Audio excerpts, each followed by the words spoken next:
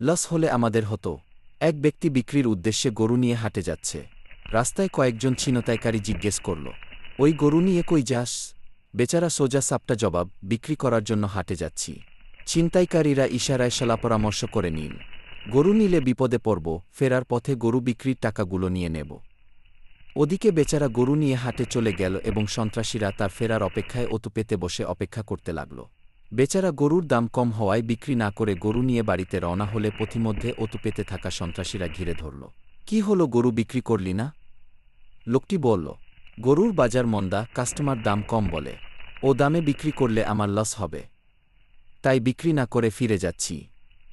কথা শেষ হতে না হতেই সন্ত্রাসীরা তার উপরে এই বলে ঝাঁপিয়ে পড়ল, ওই হালা, লস হলে আমাদের হতো, তাতে তোর কি? তাকে উত্তম মাধ্যম দিয়ে গরু নিয়ে চম্পট। অসহায় বেচারা খালি হাতে বাড়ি ফিরল। সতর্কীকরণ: সন্ত্রাসীদের দৌরাত্ম্য এত বেড়ে গেছে যে আজ কোথাও জানমালের নিরাপত্তা নেই। সন্ত্রাস দমনে চাই কোরআনী শাসন। ভিডিওটি ভালো লাগলে লাইক, কমেন্ট, শেয়ার করবেন।